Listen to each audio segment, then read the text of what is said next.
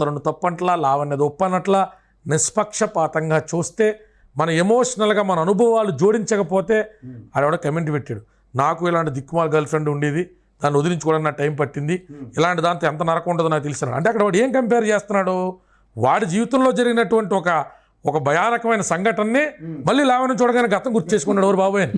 నీకు అర్థమైందా? ఇప్పుడు ఇక్కడ ఎవరైనా ఏదైనా అంశాన్ని చూసేది రేషనల్గా చూసేవాళ్ళు 10% ఉండరన్నా.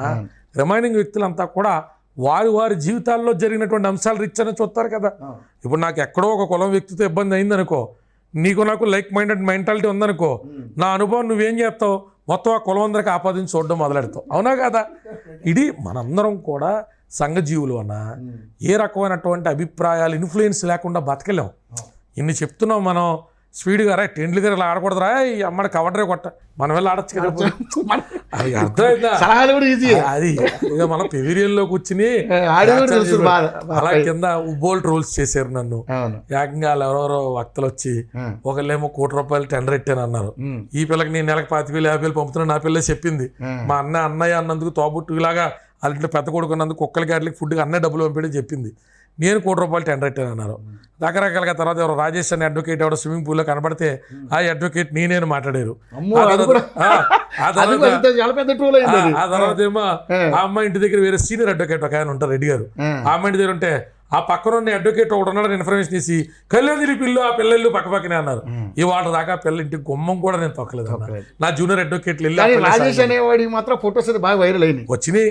రోడ్ నా దగ్గరికి వచ్చాడు, నేను ఇలా అన్నాడు, ఏదో కవరింగ్ లేకుండా మీరు సరదాగా వెళ్ళినా తాగేసి వెళ్ళినా తప్పని చెప్పి నేను మందలించాను అన్న. అలా కదలేనా జనాలు మాడతారు, మధ్య ఏం లేదని మాకు తెలుసు కదన్నా. వాళ్ళిద్దరూ వచ్చారు నాతో మాడెళ్ళారు అన్న. ఇక్కడ నేను ఎవరి క్యారెక్టర్ అయినా జడ్జి చేయడానికి కూర్చొని ఆఫీస్ ఓపెన్ చేయలేదన్నా. నాకు వచ్చిన క్లయింటు అతని నేపథ్యం నాకు అనవసరం. ఆయన నాకు ఇచ్చినటువంటి కేసు ఏంటి, దాని ఇంగ్రీడియంట్స్ ఏంటి, నా మానవ ప్రయత్నం నేను చేస్తా. ఎంత చేసినా సంతృప్తి లేని క్లయింట్స్ ఉంటారు, మనం కొద్దిగా చేసినా జీవితాంతం కృతజ్ఞత పెట్టుకునే క్లయింట్స్ ఉంటారు. ఇది మా వృత్తినే కాదు, ప్రతి వృత్తిలో ఉంటుంది కదన్నా.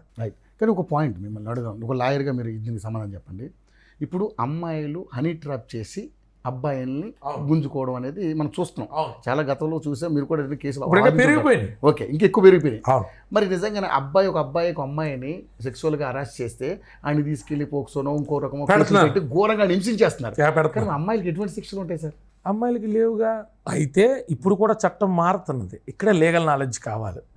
మొన్న ముంబై హైకోర్టు ఒక అద్భుతమైన తీర్పు ఇచ్చింది, దాని ఢిల్లీ హైకోర్టులో కూడా అట్లాంటి రిలవెంట్ తీర్పు కూడా వచ్చింది. దేశంలో విభిన్నమైనటువంటి రాష్ట్రాల హైకోర్టుల్లో ఈ మధ్యన వచ్చినటువంటి ప్రెసిడెంట్ ఏంటంటే, ఒక వ్యక్తి ఒక అమ్మాయితో రిలేషన్లో ఉన్నాడు, తర్వాత రిలేషన్ చెడిపోయింది, ఆ అమ్మాయి అతని మీద కేసు పెట్టేసింది.